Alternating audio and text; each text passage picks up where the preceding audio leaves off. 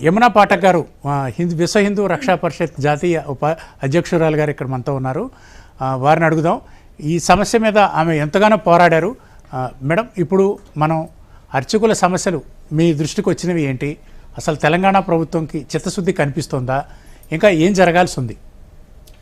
ముందుగా జాగోరే జాగో ప్రేక్షకులందరికీ కూడా నమస్సుమాంజలి. అలాగే ఈ కార్యక్రమానికి విచ్చేసిన స్వామీజీ అలాంటి పెద్దలందరికీ కూడా శిరస్సు వంచి పాదాభివందనాలు చేస్తూ, వంశీ గారు, మనము దాదాపు సంవత్సరంన్నర పాటు జాగోరే జాగో వేదికగా దేవాలయాల ఆస్తుల సంరక్షణ, అలాగే ఆలయ ఆక్రమణలు గురవుతున్న వాటన్నిటి మీద కూడా నిరంతరం మనం పోరాటం చేస్తూ వస్తున్నాం. ఆలయం ఉండాలి అంటే ఆ ఆలయానికి వెన్నుముక్క అర్చకుడు. మరి అలాంటి అర్చకులు లేని ఆలయాలు ఈరోజు నిజంగా అంటే లేవు అనే పరిస్థితులు చాలా ఉన్నాయి. మనం తీసుకుంటే పురాణ హైదరాబాద్ తీసుకుంటే, గ్రేటర్ హైదరాబాద్ మన దగ్గర, మన పాత బస్తీ అని చెప్పుకుంటున్న మన ప్రాశస్త్య మహానగరంలో అర్చకులు అంతంత మాత్రాన్నే. అర్చకులు లేని దేవాలయాన్ని మన కళ్ళ ముందు నేను చాలా చూశాను. ముఖ్యంగా చెప్పుకోవాల్సి వస్తే ఇంతవరకు పెద్దలు అందరూ చెప్తూనే ఉన్నారు, నేను వింటూ వస్తున్నాను. మనకి మూడు రకాలుగా విభజించారండి. Grade A, grade B, grade C అని మన ఆలయాలు ఆస్తులకు సంబంధించి ఆస్తుల పరంగా కూడా ఇవన్నీ విభజన చేయడం జరుగుతోంది. 25 లక్షల కంటే ఆదాయం అంటే సంవత్సర ఆదాయం 25 లక్షల కంటే ఎక్కువ ఉంటే అది ఏ గ్రేడ్ కింద, 2 నుంచి 25 లక్షలు అయితే బి గ్రేడ్, అంతకంటే తక్కువ 2 లక్షల కంటే తక్కువ లేకపోతే కూడా సి గ్రేడ్ అని అంటారు. పెద్దలు ఏమన్నా ఉంటే మీరు మార్పులు చెప్పండి. సో ఈ రకంగా గ్రేడ్ చేస్తూ ఆలయాలకు సంబంధించి పెద్ద ఆలయాలకి ప్రాబ్లం లేదు, డబ్బులు వస్తున్నాయి కాబట్టి దానికి వ్యవస్థ, ఇందాక మనకి పెద్దలు చెప్పినట్టుగా అక్కడ అర్చక వ్యవస్థ కానివ్వండి, సిబ్బంది కానివ్వండి, ఆలయ సిబ్బంది, ఇవన్నీ మనం చూస్తూ ఉన్నాం. ప్రాబ్లం అంతా కూడా ఈరోజు తెలంగాణ రాష్ట్రంలో వాట్ అబౌట్ సి గ్రేడ్ అంటే ఏవైతే దిగువ స్థాయిలో ఉన్న వాటిలో అసలు ఇన్కమ్ లేదు అంటే భగవంతుణ్ణి కూడా మనం ఈరోజు ఆస్తుల పేరిట విభజిస్తూ దేవాలయాల సంరక్షణ అంటే చిన్న ఆలయమా పెద్ద ఆలయమా అని ఎవరంటే మనం నిర్ణయించేది? అంటే దేవుడికి వచ్చే ఆస్తులను బట్టి మనం నిర్ణయిస్తామా? ఇప్పుడు మనం అందరం ఒక ఆలయం తీసుకుని దత్తత తీసుకొని మనం దాన్ని బాగు చేస్తే ప్రజలు వస్తారు, డబ్బులు నిండితే అప్పుడు ఎండోమెంట్ వారు వచ్చి హుండీ పెడతారు. అక్కడ డబ్బులు బాగా దండిగా వస్తేనే పెడతారా? అంటే నాకు అర్థం కాని లాజిక్ ఏంటంటే, డబ్బుతో భగవంతుణ్ణి ఆలయాలని మనం ఎలా బైఫర్కేట్ చేస్తాం? అర్చకుడు చిన్న ఆలయమా పెద్ద ఆలయం కాదు. అర్చకుడికి అక్కడున్న స్వామివారు చిన్న ఆలయానికి సంబంధించిన వారా, పెద్ద ఆలయానికి సంబంధించిన వారా? డబ్బులు బాగా వస్తున్నాయని చేయరు కదండి. త్రికరణ శుద్ధిగా వాళ్ళు నేర్చుకున్న వాళ్ళ ఒక వేదము భగవంతుడికి అర్పిస్తూ వారి పూర్తి జీవితాన్ని కేవలం అదే వారికి వృత్తి, అదే వారికి పూర్తిగా కూడా అన్ని రకాలుగా కూడా ఒక అర్చకుడికి అదొక్కటే దానికి, వారికి ఇంకా వేరే ప్రొఫెషన్ లేదు. వారు ముందు నుంచి ఆధారపడినది వాళ్ళ ప్రొఫెషన్ అంతా కూడా భగవంతుడి సేవ, త్రికరణ శుద్ధిగా చేసుకోవాలనే లక్ష్యం మాత్రమే అర్చక స్వామి వారికి ఉంటుంది. మరి అలాంటి అర్చకులకి కనీస బేసిక్ వేతనాలు, నేను మళ్ళీ చెప్తున్నాను, పెద్ద ఆలయాల గురించనే కాదు, ఇక్కడ పెద్ద చిన్న కాదు, అంటే వచ్చిన వాళ్ళకి సంతోషం, కానీ లేని ఆలయాలకు నిజంగా ధూపదీప నైవేద్యాలు లేని ఆలయాలు, పోషణ లేని ఆలయాలు, ఆలయ పోషణ జరగాలంటే ఆ పోషణకు కారణం ఎవడు? అక్కడున్న అర్చకు స్వామి వారే, అక్కడున్న బ్రహ్మగారే చెయ్యాలి. మరి దాన్ని ఎందుకు మనం ఇంతలాగా వ్యత్యాసం చూపిస్తున్నాము? చిన్న ఆలయం అని పెద్ద ఆలయం అని ఇందాక శర్మగారు చెప్తున్నారు.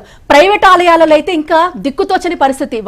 ఆ ఒక్క యాజమాన్యానికి నచ్చితేనే వాళ్ళు పెట్టుకుంటారు, లేకపోతే తీసేస్తారు. కనీసం బేసిక్ సెక్యూరిటీ, వాళ్ళకి జాబ్ సెక్యూరిటీ అనేది ఉండదు.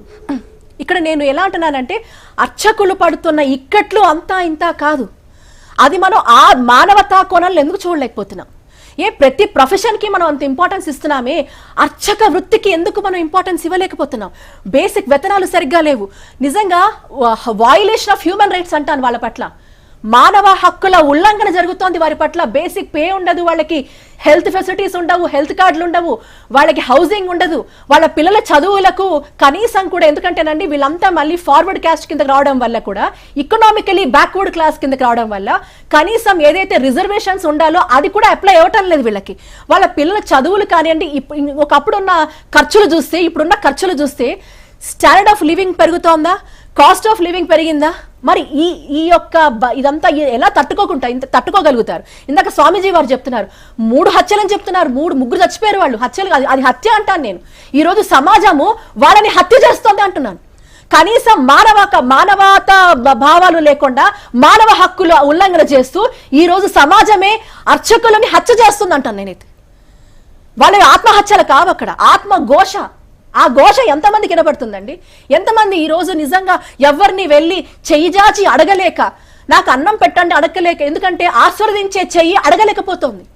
ఏ రకమైన ఎన్ని కష్టాలున్నా నష్టాలున్నా అవన్నీ పక్కన పెట్టి ఎవరొచ్చినా మనసా వాచా కర్మన మీరందరూ బాగుండాలని సహృదయంతో ఆ బ్రాహ్మడు ఎవరైతే అర్చక స్వామి వారు నువ్వు బాగుండాలి, ఆ భగవంతుడికి భక్తుడికి వారధిగా ఉన్న అలాంటి ఒక అర్చక స్వామి ఈ రోజు సమాజమే హత్య చేస్తుందంట. నేను ఇది బాధతో చెప్తున్నమాట. కాబట్టి ఎవరిని అడగలేరు, ఎవరిని ఏం చేయాలో తెలియదు, ప్రభుత్వ అధికారులను ఎవరితో వెళ్ళాలో తెలియదు, ఎవరితో ఏం చెప్పాలో తెలియదు, ఎక్కడ పెటిషన్లు ఇవ్వాలో తెలియదు, ఇల్లు లేదు, వాకిల్ లేదు, ఆకలి మంటలతో అలమటిస్తున్న అర్చక స్వాములు ఎంతమంది ఉన్నారు? ప్రభుత్వం ఆలోచించాల్సింది కేవలం పెద్ద గుళ్ళ నుంచి ఆదాయం వస్తుందా, కొంతమందిని మనం కడుపు నింపుతున్నామా కాదు. ఈరోజు ఎండోమెంట్ డిపార్ట్మెంట్లో ఎంతమంది అధికారులు దర్జాగా ఉంటున్నారు, ఎంతమంది. అసలు ఆలయ వ్యవస్థ నిలబడాలంటే ఎండోమెంట్ డిపార్ట్మెంట్ లో ఉన్న, సరే మీరు సిబ్బందిని పెట్టారు బానే ఉంది, వాళ్ళ గురించి విమర్శించను, మీరు బాగుండారు కదా, మరి ఆలయానికి వెన్నుముక్కైన అర్చక స్వామి బాగుండాలా వద్దా? డిపార్ట్మెంట్ అన్ని దేవాలయాలకు ఈవోలు పెడుతున్నారు, లేకపోతే సిబ్బందిని పెడుతున్నారు, అనేక మంది అధికారులు పెడుతున్నారు. కానీ భగవంతుడినే నమ్ముకొని భగవంతుడి మీదే ఆధారపడి వారి యొక్క విద్య, వారి వృత్తి, వారి దేహం, వారి మనస్సు, వారి ఆలోచన మొత్తం భగవంతుడి కోసమే అర్పించిన ఆ ఒక్క అర్చకుడిని మాత్రం ఎందుకు నిర్లక్ష్యం చేస్తున్నారు? అర్చకుడు లేకపోతే ఆలయం వెళ్ళలేదు కదండి, ఆలయ నిర్వహణ లేదు కదండి, ఆ భగవంతుడికి లాలన పోషణ అన్ని ఆయనే కదండి, ధూపం దీపం నైవేద్యం పెట్టేదే అర్చకుడు కదండి. మళ్ళీ అలాంటి అర్చకుడి జీవితాలను నిర్వీర్యం చేస్తూ ఇది చిన్న గుడి, ఇది మధ్య గుడి, మధ్యస్థంలో ఉన్న గుడి, ఎందుకండి ఈ వ్యత్యాసం? భగవంతుడికి లేని వ్యత్యాసం మనని భగవంతుడిని డబ్బుల పేరిట భగవంతుడి గుళ్ళని మనం వ్యత్యాసం చూపిస్తూ డిఫరెన్షియేట్ చేసేసి విభజించి పాలిస్తూ ఒక అర్చకుడిని అల్లాడిస్తున్నారే, ఇది ఎక్కడ న్యాయం ప్రభుత్వానికి అడుగుతారు? ఏ ప్రభుత్వమైనా అనాదిగా అసలు మన ప్రజాస్వామ్య పాలన వచ్చిన తర్వాత ఈ వ్యవస్థ పూర్తిగా నిర్వీర్యం అయిపోయింది. మూడు నాకు కళ్ళ ముందు నేను చూసిన వాళ్ళు అర్చకత్వం కోసం పిల్లల్ని పౌరహిత్యానికి చిన్న వయసుల్లో తల్లి తండ్రి దగ్గర లేకుండా గురువుల దగ్గర ఆ వేద పాఠశాలల్లో తెల్లవారుజామున మన ఇళ్లలో చిన్నపిల్లలు లేస్తారా ఆ టైంకి? అలాంటిది భగవంతుడి కోసం, ఆలయ సంరక్షణ కోసం 3 ఏళ్ల పిల్లాడి దగ్గర నుంచి తీసుకొచ్చి ఆ తల్లి తండ్రి తీసుకొచ్చి వేద పాఠశాలలో వేస్తారు. ఎందుకంటే మన ధర్మం కాపాడబడాలి, మన ఆలయం సంరక్షింపబడాలి, మన వేద విజ్ఞానం కాపాడబడాలి, ప్రజలు సుఖశాంతులతో ఉండాలి. కాబట్టి వేదం నేర్చుకో నాన్న అని అంత చిన్న పిల్లాన్ని తీసుకొచ్చి ఆ వేద పాఠశాలలో వేస్తే ఎంత ముద్దుగా ఉంటారో వాళ్ళకి. పొద్దునే లేస్తారు తెల్లవారుజాము అట్లా వేదం నేర్చుకుంటారు, భక్తితో స్వామివారిని కొలుస్తారు, వేద మంత్ర పఠనం చేస్తారు. అలాంటి పిల్లలు ఈ రోజు కరువైపోతున్నారు. ఈ రోజు మనకి ఏం బువ పెట్టిందా అని అడుగుతున్నారు పిల్లలు తల్లిదండ్రుల్ని. మమ్మల్ని అర్చకత్వం ఎందుకు నేర్చుకోమంటున్నారు అడుగుతున్నారు. ఈ రోజు నేర్చుకున్న వాళ్ళు అగమ్య గోచరంగా ఏం చేయాలో తెలియదు, ఆటోలు నడుపుతున్నారు, కూలి పని చేస్తున్నారు. ఈ రోజు ఆలయాన్ని సంరక్షించే అర్చకుడు కూలి పనులకు వెళ్తున్నాడండి. ఇంతకంటే దౌర్భాగ్యం ఉందా? ఏ సమాజంలో మనం బతుకుతున్నాం? సమాజం బాగుండాలంటే ఆలయ వ్యవస్థ బాగుండాలి, మన సంస్కృతి బాగుండాలి. దానికి వారధి అయిన ఆ అర్చకుడికి ఇలాంటి దీనావస్థ ఇది చూస్తున్న ప్రజలు, భక్తులు, అధికారులు, ప్రభుత్వాలు చలించండి ఇప్పటికైనా. ఎంతమంది లక్షల మంది ఉన్నారా ఈరోజు తెలంగాణ రాష్ట్రంలో, ఆంధ్ర రాష్ట్రంలో? వేల మంది, లెక్క పెడితే వేల మంది పండితులు ఉన్నారు, ఘనాపాటీలు ఉన్నారు. ఘనాపాటీలు అండి పాపం 500-1000 రూపాయలకు కూడా వచ్చి పఠనం చేస్తున్నారండి. అలాంటి దుస్థితిలో మనం వాళ్ళకి ఇచ్చే గౌరవం అసలు మన దాని విలువ మనకి తెలుసా అని అడుగుతున్నారు. అన్ని ప్రొఫెషన్స్ వాళ్ళ దగ్గరికి వెళ్తున్నాం, డబ్బులు ఇస్తున్నాం, అందరి దగ్గరగా వాళ్ళు ఏది అడుగుతా డబ్బులు ఇస్తున్నామే. ఒక అర్చకుడిని మనం చక్కగా చూసుకోలేమా? ఒక అర్చకుడిని సంరక్షించుకోలేమా? అర్చకుడిని సంరక్షించుకుంటే, దేవాలయం సంరక్షించుకుంటే, దేవాలయం బాగుంటే మన పల్లె బాగుంటుంది, మన పట్టణం బాగుంటుంది, మన ఊరు బాగుంటుంది, మన వాడ బాగుంటుంది, ప్రజలు బాగుంటారు, దేశం సుభిక్షంగా ఉంటుంది. ఇది ఎందుకు అర్థం కాదు? ఇంత లోతైన ఒక్కసారి వెళ్ళి ఆ వేద పాఠశాలలో ఆ పిల్లలు ఎలా చేస్తారు చూడండి. ఈ రోజు అర్చకత్వంలో ఉన్న వాళ్ళకి పిల్లల్ని ఇవ్వటం లేదండి, పెళ్ళిళ్ళు కావట్లేదండి. నిలదీస్తున్నారు, మీకు ఏమిటి ఉద్యోగం ఉందా, మీకు ఇల్లు ఉందా, వాకిలు ఉందా? వాళ్ళు నేను పరమాత్ముడిని సేవించుకుంటున్నాను తల్లి అంటే ఎవరు వాళ్ళకి పిల్లలు ఇవ్వటం లేదు. పరమాత్ముడి సేవలో ఉన్నాను అంటే వాళ్ళు పిల్లలు ఇవ్వటం లేదు. లక్షలు కావాలి ఈరోజు, లక్షలు ప్రభుత్వాలు ఇవ్వక్కర్లే. Basic security ఇవ్వలేరా? ఇన్ని కుంభకోణాలు, ఇంతమంది స్కాములు, ఇంతమంది గజ దొంగలు ఆలయ ఆస్తులు కొట్టేస్తా ఉన్నారు. వేల ఎకరాలు కాదు, లక్షల ఎకరాలు, లక్షల కోట్లు గజ దొంగలు ల్యాండ్ మాఫియా కాజేస్తున్నారు. అందులో కొంత భూమి వీళ్ళకి ఇల్లు కట్టించలేరా? ప్రభుత్వాలు ఇల్లు కట్టించలేరా? ఎన్ని పథకాలు తీసుకొస్తున్నారు, ఇల్లు కట్టించలేరా? ఎంతమంది పండితులు ఉన్నారు, ఎంతమంది అర్చక స్వాములు ఉన్నారు, వేల సంఖ్యలోనే ఉన్నారు కదా. ప్రభుత్వం తలుచుకుంటే, నిజంగా రాజుగారే తలుచుకుంటే ఏం కొదవా మనకేమన్నా? ఈ రోజు పీపీపీ మోడల్ తీసుకురండి, పబ్లిక్ ప్రైవేట్ పార్ట్నర్షిప్ లో అర్చక స్వాముల కోసం చేయడానికి మేము సిద్ధంగా ఉన్నాం. మా సంస్థ నుంచి ప్రభుత్వాన్ని ఇవ్వమనండి.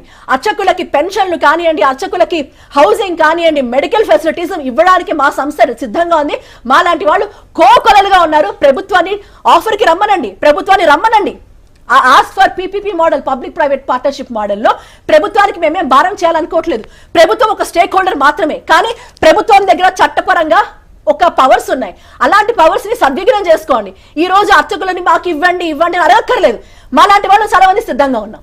తప్పకుండా వాళ్ళకి హెల్త్ కానివ్వండి, బేసిక్ సెక్యూరిటీ కానివ్వండి, హౌసింగ్ కానివ్వండి, అనేక స్వచ్ఛంద సంస్థలు, కార్పొరేట్ సొసైటీస్ రెడీగా ఉన్నాయి.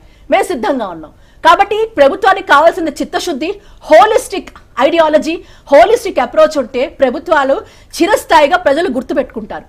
ఈ రోజు ఆలయము, అర్చకుడు బాగుంటేనే సమాజం బాగుంటుందని మళ్ళొకసారి జాగోలో ప్రభుత్వాన్ని, అధికారుల్ని, భక్తుల్ని, ప్రజల్ని కూడా జాగృతం చేస్తూ జాగో అంటా ఉన్నాం.